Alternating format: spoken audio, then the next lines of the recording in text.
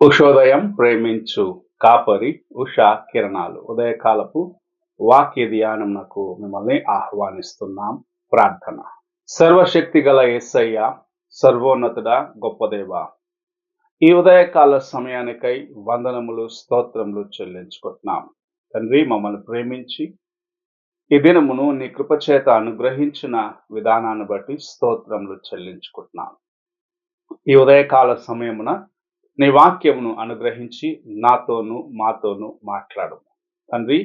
ఈ కార్యక్రమం మీరు ఆశీర్వదించుము. వీక్షిస్తున్న ప్రతి ఒక్కరికి ఆశీర్వాదకరముగా చేయమని యేసు పరిశుద్ధ నామమున అడిగి వేడుకుంటున్నాను పరమ తండ్రి, ఆమేన్. ఈ ఉదయకాలపు వాక్య భాగము ఫిలిప్పీ సంఘమునకు అపోస్తలుడైన పౌలు రాసిన పత్రిక 1వ అధ్యాయము 19వ వచనము నుండి 22వ వచనం వరకు ఉన్న వాక్య భాగమును చదువుకుందాం. మరియు నేను ఏ విషయములోనూ సిగ్గుపడక ఎప్పటి వలనే ఇప్పుడును పూర్ణ ధైర్యముతో బోధించుట వలన నా బ్రతుకు మూలముగానైనను సరే, చావు మూలముగానైనను సరే, క్రీస్తు నా శరీరమందు గనపరచబడినని నేను మిగుల అపేక్షించుచు నిరీక్షించుచున్న ప్రకారముగా మీ ప్రార్థన వలనను యేసుక్రీస్తు యొక్క ఆత్మ నాకు సమృద్ధిగా కలుగుట వలనను ఆ ప్రకటన నాకు రక్షణార్థముగా పరిణమించునని నేను ఎరుగుదును. నా మట్టుకైతే బ్రతుకుట క్రీస్తే, చావైతే లాభము.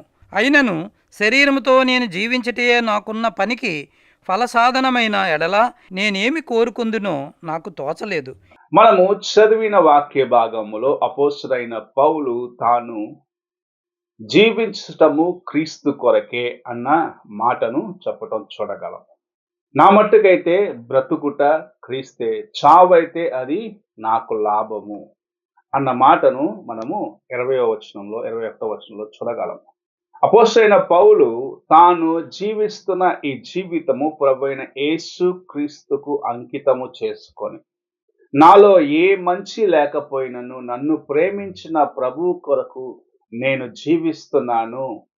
అది శ్రమ అయినా, బాధలైన, హింసలైన, కష్టమైన, కరువైన, ఎటువంటి పరిస్థితుల్లోనూ నన్ను ప్రేమించిన నా ప్రభు కోసము నేను జీవిస్తాను అని ఆయన తన యొక్క హృదయాంతరంగం నుండి చెప్పే మాటను మనం ఇక్కడ చూడగలము. నేను ఒకవేళ చనిపోతే, దేవుని సేవలో దేవుని కొరకు నేను చనిపోతే, దేవుని కార్యమును బట్టి నేను చనిపోతే, మరణము నాకు సంభవించినట్లు అది నాకు లాభము. ఎందుకంటే నేను వెళ్ళి నా ప్రభువుని చూసేదానికి, ఆయన ప్రక్కనే కూర్చుండేదానికి నాకు ఒక గొప్ప తరుణము దొరుకుతున్నదని అపోస్తలుడైన పౌలు చెప్పటం చూడగలం. ఈ ఉదయకాలమున ఎంతమంది దేవుని యొక్క వాక్యమును విని వాక్యానుసారముగా నడుచుకుంటున్నామని చెప్పేవారు ఇలాంటి ధైర్యము, ఇలాంటి అనుభూతిని కలిగి ఉన్నాము. నేను ఈ లోకములో జీవించేది కొద్ది కాలమే. ఈ కొద్ది కాలములో నేను దేవుని కోసము నమ్మకముగా జీవిస్తాను. నా జీవితము దేవునికి అంకితము చేసుకుంటున్నాను. నేను మరణించినప్పుడు ఆయన సింహాసనముకు ముందుగా వెళ్ళి నిలబడతాను. ఆయనను ముఖాముఖిగా చూడగలను. ఆయనతో నేను జీవించగలను అన్న ఆ దృఢ నమ్మకమును కలిగి ఉన్నామా అని పరీక్షించుకోవాలి. పౌలు భక్తుడు, నేను ఈ లోకంలో జీవించేది దేవుని కోసమే.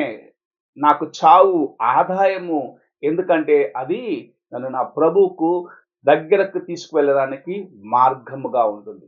నేను ఈ లోకములో జీవించిన దినములన్నీ దేవుని కోసము జీవిస్తాను. ఆయన కార్యములు చేయటకు నా వంటి పాపిని ప్రేమించిన ప్రభువుని, నా వంటి దుర్మార్గుని ప్రేమించిన దేవుని కోసము జీవించటము ఎంతో ఉన్నతమైనదని ఆయన గ్రహించారు. ఎందుకంటే తన జీవితంలో ఒకప్పుడు తాను చదువుకున్న కార్యములను బట్టి, నేను గమానీయుల పాదము దగ్గర కూర్చున్నవాడిని, ఆయన పాదము చెంత నేర్చుకున్నవాడిని గనుక నా వంటి వాడు లేదని గర్వించిన ఒక వ్యక్తి తన్ను తాను తగ్గించుకోవటం ఇక్కడ మనము చూస్తున్నాం. ఈ దినంలో మనకు కొంచెము దేవుని యొక్క వాక్యము తెలిస్తే చాలు, నా వంటి బైబిల్ జ్ఞాని మరి ఒక్కడు లేడు, నేను చదివి నేను చెప్పిన రీతిగా చెప్పగలిగిన వారు ఎవరు లేరని ఒక తలంపు మన హృదయంలోకి రావటం చూడగలం. అయితే ప్రభు కోసము జీవించాలని ఆశించిన వారు, దేవుని యొక్క వాక్యమును పఠించి ప్రభు నా కోసము చనిపోయినాడు అని గ్రహించిన వారు ఈ జీవితము ప్రభువునకు అంకితము చేయడానికి, తాము తగ్గించుకొని దేవుని యొక్క మార్గంలో నడిచేదానికి, తాము యొక్క జీవితము దేవుని కోసము ప్రయోజనకరముగా ఉండాలని ప్రయత్నించేవారుగా ఉంటారు. అంత మాత్రమే కాదు, ఈ లోకమును విడిచిన మరుక్షణమనే దేవుని యొక్క సన్నిధిలో ఆయనతో పాటు ఆయన ఆనందిస్తానన్న ఒక విశ్వాసమును కలిగి ఉంటారు. అలాంటి విశ్వాసము కోసము మనము పరిగెత్తవలసిన వారిగా ఉన్నాం. ఈ శరీరంలో జీవించిన దినములు, ఈ లోకములో మనము ప్రయాసపడుతున్న కాలమంతయు దేవుని యొక్క రాజ్యము కొరకు సిద్ధపడిన వారిగా, దేవుని యొక్క రాజ్యమునకు ఇతరులను సంపాదించేదానికి ప్రయత్నించిన వారిగా ఉండాలని మనము నేర్చుకోవాల్సిన వారిగా ఉన్నాం. ఎంతవరకు మనము లోకములో ఉన్న వాటిని చూస్తూ ఇదే నాకు ఆశీర్వాదము, వీటి కోసము నేను పరిగెత్తానని దేవుని యొక్క కృపను మర్చిపోతున్నాను. అలాంటి స్థితిలో ఉన్నట్లయితే ప్రభు ఈ ఉదయకాల సమయంలో మనతో మాట్లాడుచున్నాడు. అపోస్తలుడైన పౌలు చెప్పిన మాటలు మనకు జ్ఞాపకం చేస్తున్నాడు. మనం ఈ లోకములో జీవించేది ప్రభు కోసమే. మన కోసము ప్రాణం ఇచ్చిన క్రీస్తు కోసము జీవిస్తూ, ఆయనను వెంబడిస్తూ, ఆయన రాజ్యంలో చేరి యుగ యుగములు ఆయనతో పాటు ఆనందించే వారిగా ఉండాలని మనకు నేర్పిస్తూ ఉన్నాడు. ఈ ఉదయకాల సమయమున నీవు ఎలాగున్నావు? నీ యొక్క జీవితము ఏ మార్గములో వెళుతున్నది? నీవు దేవుని కోసము జీవిస్తున్నాను, దేవుని నా యొక్క హృదయంలో కలిగిన ప్రభువైన యేసు క్రీస్తే నాకు సమస్తమని చెప్పగలుగుచున్నావా? నేను ఈ లోకంలో జీవించేది ప్రభు కోసమే అని చెప్పగలుగుచున్నావా? లేక లోకములో ఉన్న వాటిని ప్రేమిస్తూ దేవుని యొద్ద నీవు మంచివాడిగా ఉన్నట్లు నడుచుకుంటున్నావా? నీ హృదయాన్ని పరీక్షించుకునే సమయం ఇది.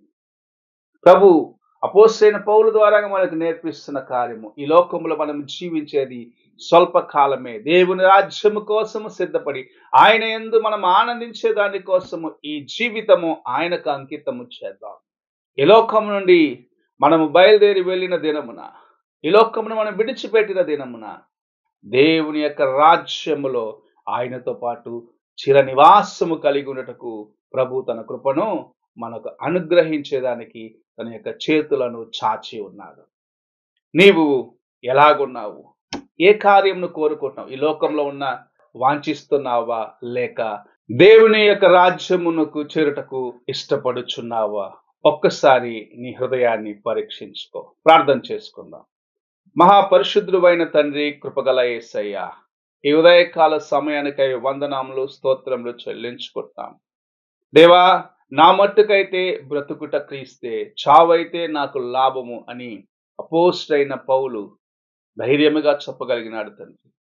మేము అలాంటి వారిగా ఉండుటకు మాకును సహాయము చేయము. ఈ లోకములో మేము జీవించటము క్రీస్తు కోసమే. ఒక దినమున నేను ఆయన రాజ్యములో ఆయనతో పాటు ఉండనయ్యున్నాను, అది నాకు గొప్ప ఆశీర్వాదం అని గ్రహించుకొని నీ వైపు చూస్తూ ముందుకు వెళ్ళే కృపను అనుగ్రహించమని యేసు పరిశుద్ధ నామమున అడిగి వేడుకుంటున్నాను పరమ తండ్రి, ఆమేన్. తండ్రి అయిన దేవుని ప్రేమ, కుమారుడైన క్రీస్తు కృప, ఆదరణకర్త అయిన పరిశుద్ధాత్మిక సహవాసము ఇప్పుడును ఎల్లప్పుడూ తోడై ఉండి సదాకాలము నడిపించునుగాక. ఆమేన్.